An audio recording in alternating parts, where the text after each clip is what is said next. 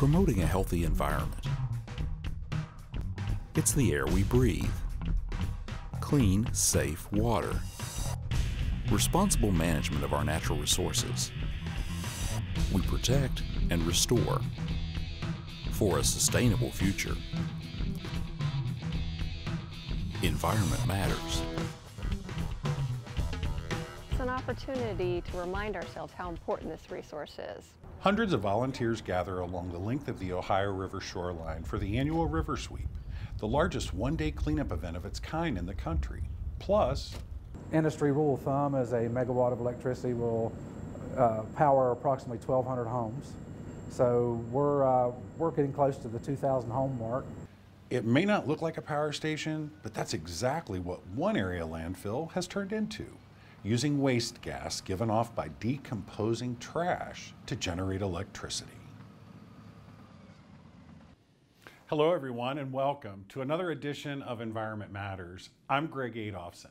Every year the DEP honors various industries, groups, and individuals that go above and beyond to help protect, preserve, and sustain our shared environment. This year's awards recognize efforts that included revitalization of brownfields, litter cleanup, and clean energy.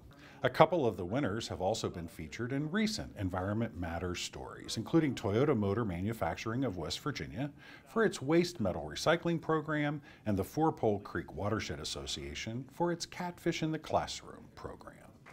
Award winners are nominated by a West Virginia DEP employee for exemplary actions in promoting a healthy environment in West Virginia. The recipient also had to have no outstanding environmental violations from the DEP and have no environmental violations in the past year.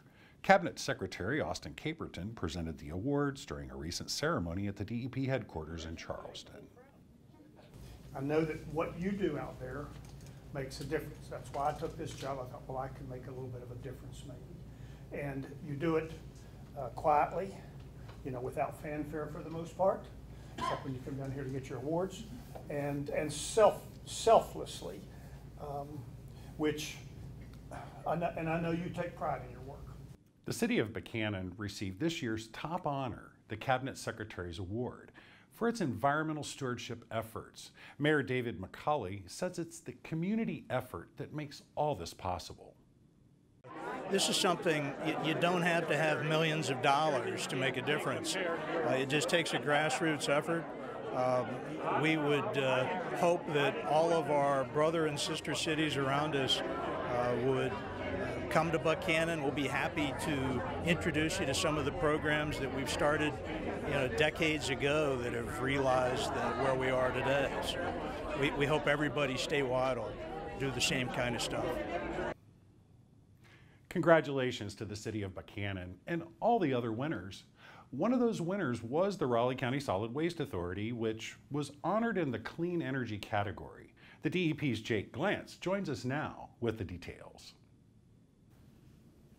Thanks, Greg. Methane is a powerful greenhouse gas that's formed deep inside landfills as organic matter breaks down. But rather than let it escape into the atmosphere or be burned off in a flare stack, folks at the landfill have found a better way to get rid of it. The roar of heavy machinery is not an uncommon sound around the Raleigh County landfill.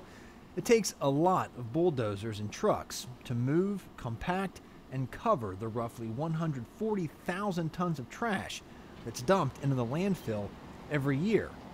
Altogether, that adds up to about 2 million tons of trash and counting. But now, there's a new sound.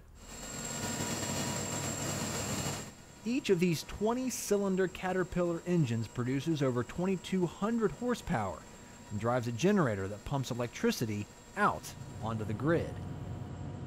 Right now, currently, we're probably producing 1.6 megawatts of electricity. Industry rule of thumb is a megawatt of electricity will power approximately 1,200 homes. So we're getting close to the 2,000 home mark. And we have capacity to do 3.2 megawatts because we have 2 engines. Hopefully we'll have enough gas for that in the near future. And then we also have provisions to be able to place a 3rd engine Once the third engine comes online, of course, that would be an additional 1.6 megawatts.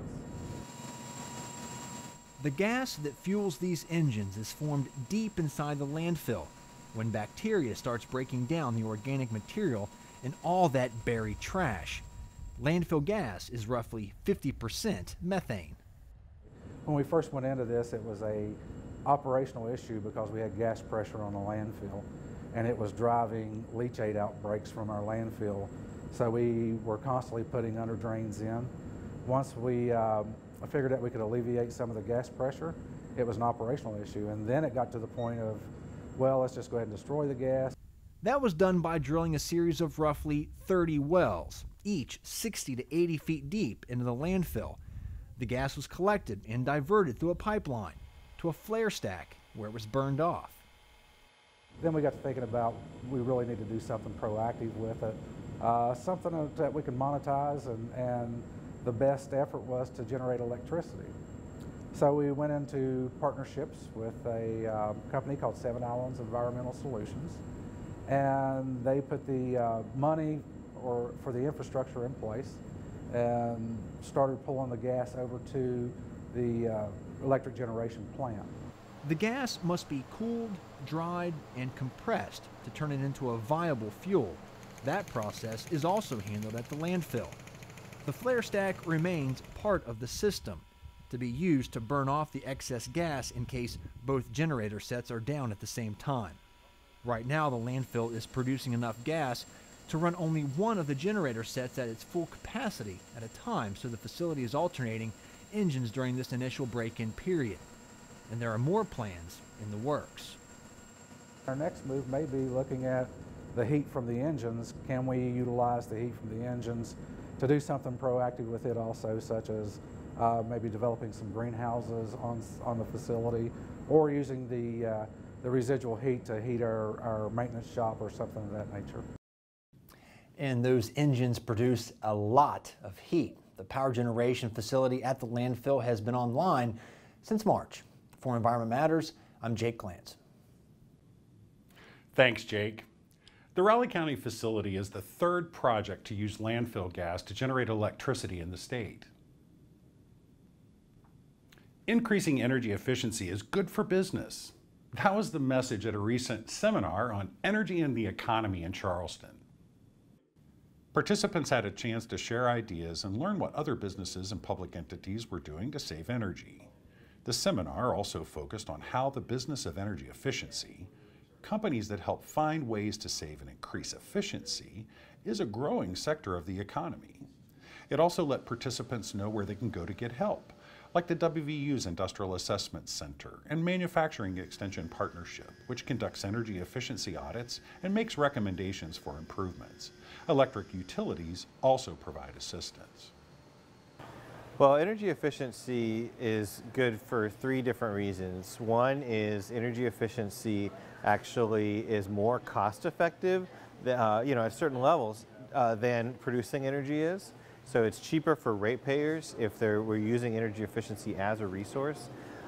Second, it's energy efficiency obviously saves the end user money. So that makes their home or their business more cost effective, but B, more comfortable and more enjoyable to be in. And the third thing is that as you just said, it creates jobs. These are good local jobs. You can't have somebody in some other country make the energy efficiency improvements on your home in West Virginia. So those are the 3 reasons that I think energy efficiency makes a lot of sense, and these are good construction jobs. So I think that we have some real opportunities here to grow our industry, which is really just in the nascent stages. The DEP recently completed upgrading the lighting at the headquarters building here in Charleston from fluorescent to more energy efficient LED fixtures. DEP headquarters was also the first state government building in West Virginia to use solar panels to generate a portion of the building's energy needs. Daily choices we all make can have a direct effect on our air quality, especially now as West Virginia moves towards the peak of summer ozone season. The DEP's Brianna Hickman joins us now with some ways to increase your air quality IQ. Thanks, Greg. In the Earth's upper atmosphere, ozone is a good thing. It protects us by absorbing harmful ultraviolet radiation from the sun. Closer to the ground, high levels of ozone can have harmful health effects. Ozone season in West Virginia runs from the beginning of April through the end of October as increasing temperatures and longer days combine with emissions from vehicles, power plants, and fuel and solvent vapors to elevate ozone levels. Well, it turns out that ozone is kind of an unusual pollutant in that it's not emitted directly from most processes. It's formed as a chemical reaction between nitrogen oxides, which are combustion products, and volatile organic compounds, which are things like gasoline, solvents, and those sorts of things. And in the presence of sunlight, and that's the driver here, they combine to form ground level ozone. Breathing ozone can trigger a whole range of health problems, including chest pain, coughing, throat irritation, and congestion. It can worsen bronchitis, emphysema, and asthma by reducing lung function and inflaming the lining of the lungs. Repeated exposure can permanently scar lung tissue. Ground level ozone is more of a problem in hot weather when the air tends to be stagnant, which is why, especially for sensitive individuals, it pays to pay attention to the air quality index. Well, the main thing is to limit your outside activity. So on a high ozone day, and you can look on our website and it'll tell you what the air quality index is for that day. So if it's in the orange zone, then that's probably not a good day for you to be out jogging, biking, and doing outside activities where you're exerting yourself. It's probably not a good day to be, mowing your yard either, because not only are you breathing that higher concentration of ozone, but you're contributing to the problem by the emissions from your powered lawn equipment. The DEP's Division of Air Quality is responsible for setting and enforcing air quality standards and rules reducing pollution from industrial sources, but residents can make a difference as well. Well, anything that you can do that can reduce your combustion products, and that goes all the way back to your car and how much you're driving. So if you can avoid driving at all, that's a good thing. But most of us have things that we need to do, so if you can trip chain or carpool, that's very helpful. If it's a high ozone day, again, not using yard equipment like gas-powered leaf blowers, lawn mowers, and that sort of thing. Now, if even the use of electricity, you're emitting not here at your local place, but you're causing your power plant having to step up and ramp up their emissions. And so the less footprint that you have, the less emissions that you emit, the lower the ozone concentrations will be, maybe not that day, but maybe the following day. Ozone standards are set by the federal government, and according to the U.S. EPA, cars and trucks are responsible for about half of the nitrogen oxides and volatile organic compounds, the precursor chemicals that form ground-level ozone, that are emitted into the atmosphere. The rest come from industrial and commercial processes, utilities, commercial and residential fuel combustion, and consumer solvent use.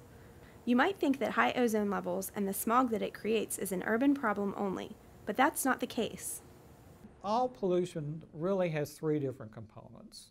You have a background level that's going to be there whether human beings are here or not. So there is a natural background level of ozone. Then you have your local contribution. And by local, I mean, within the maybe tens of miles. So like a citywide or countywide contribution, and that would be your local contribution. Then on top of that, you have pollutants and the precursors to the pollutants being blown in from as much as hundreds of miles away, and that adds a transport, what we call a transport component to the pollution. So you've got three different components to the local pollution that you may be exposed to. And it's that transport component that sometimes causes ozone levels in the mountains of rural Greenbrier County to equal or even exceed those in Charleston, Huntington, or Wheeling. Ozone levels vary day by day, even hour by hour, and can be influenced by weather conditions. The state's ridge and valley terrain even plays a part. You definitely have terrain impacts. You also have inversions that can cause problems, especially nighttime inversions can trap that pollution in there. You have a cold layer of air on top of a warmer layer kind of trapping it like a cap. And in those situations, the pollution just really doesn't have any place to go. So you don't have more pollution, it just doesn't have a chance to disperse like it normally would. Each of us, nearly every day, contributes a little bit to air pollution, but the bottom line is that there are many ways we can, as individuals, reduce that impact and help us all breathe a little easier. For Environment Matters, I'm Brianna Hickman. Thanks, Brianna. The DEP's Division of Air Quality measures ozone and other pollutants like carbon monoxide, sulfur dioxide, and fine particulate matter in several areas around the state and compiles the Air Quality Index, which calculates the levels of the various pollutants over the previous 24 hours. The index is color-coded and divided into 6 levels ranging from good through unhealthy to hazardous. For example, anything under 50 is considered good. 51 to 100 is moderate, which means acceptable for most people, but there may be a moderate health risk for people who are usually sensitive to air pollution. And 101 through 150, level orange that Fred Durham mentioned in the story, is unhealthy for sensitive groups like the very young, the elderly, and people with respiratory conditions like asthma. You can find the Daily Air Quality Index by checking out our website, dep.wv.gov, and clicking on the link found under the Air Quality section.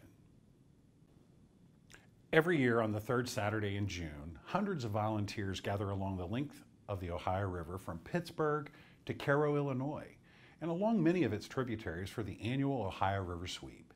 The DEP's Mike Huff has more. At this rate, I'm going to go get some more bags.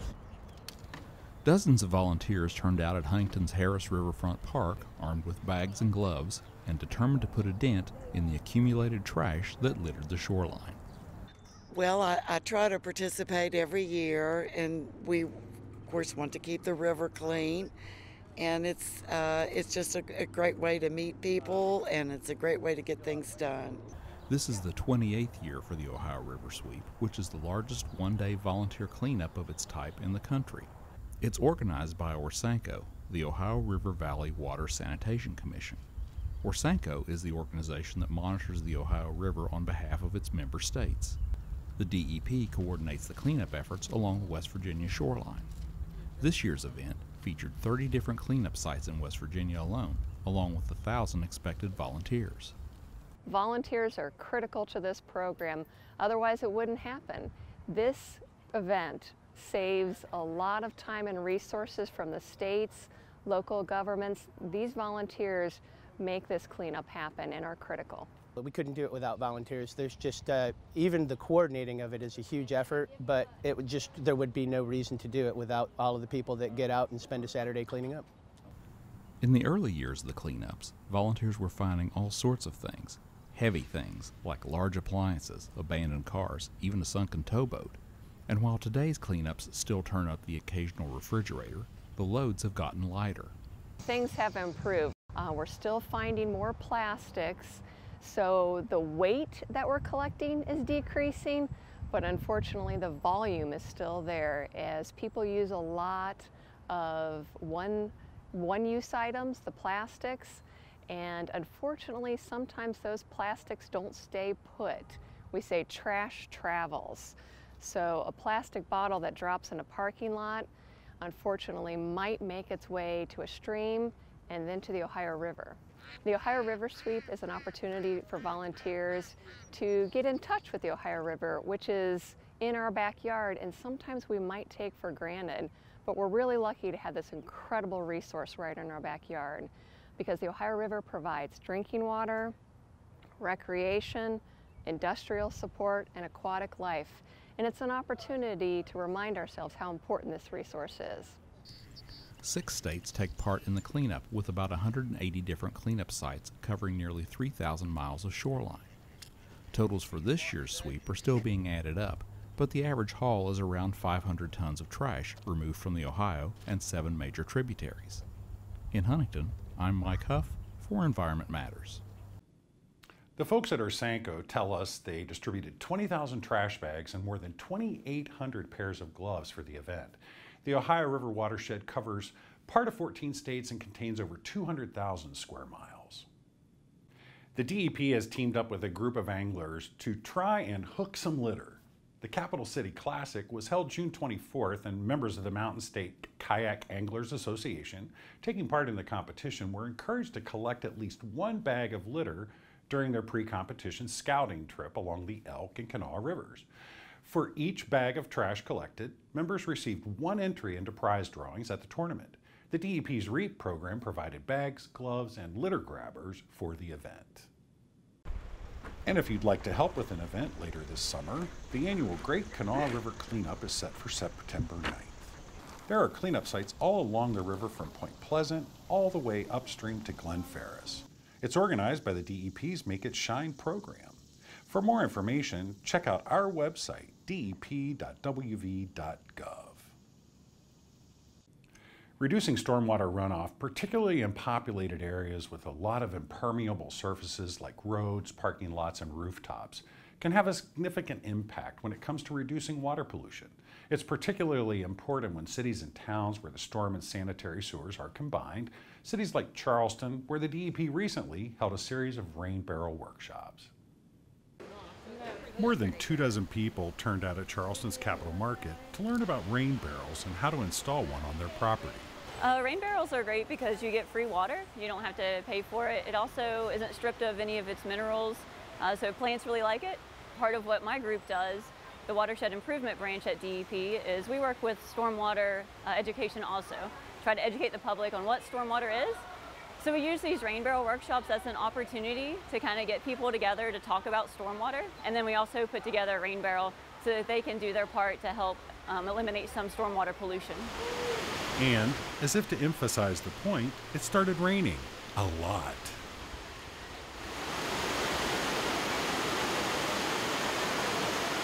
In every city, it's an issue because we have so much impervious pavement. Any asphalt or concrete that you would find in a city, anything that is sitting on top of that, so oil, grease, litter, cigarette butts, all that stuff, it gets washed down into our storm drains and straight out into our rivers. The DEP has been partnering with the City of Charleston on these workshops for the past several years, and they continue to grow in popularity. They've been really good. We've been full. This is our 5th year, and we have been full for the past 4 years. We've added workshops throughout the years. This is our biggest number. We have 6 this year, and they came out full. So we have been really lucky. Charleston's been really receptive. We try to make it really fun. We try to make it really casual. And we try to pump a lot of information into people and empower them to be environmental stewards in their own community. So we hope that they take the information that we give them and they go home and talk to their neighbors about it and people at their church or their 4-H group and try to spread this information so we can get everybody collectively working towards this issue. The advantage of having a rain barrel as far as it applies to stormwater is every little bit of stormwater runoff that we can collect or kind of keep on our property helps reduce the amount of pollution that stormwater picks up and carries to drain inlets, pipes, and therefore the river. A rain barrel of this size, which is 55 gallons, will fill up in about 8 minutes. That shows you how much rainfall we get in our environment, and just catching a little bit of it can go a long way. It's also good for you and good for your plants, and it's free water. You can follow the DEP's Watershed Improvement Branch on Facebook. The City of Charleston's Stormwater Program also has a page. There you'll find all sorts of tips on things you can do to help reduce water pollution. Finally, it's an annual summer tradition here, the DEP's Youth Environmental Programs Junior Conservation Camp.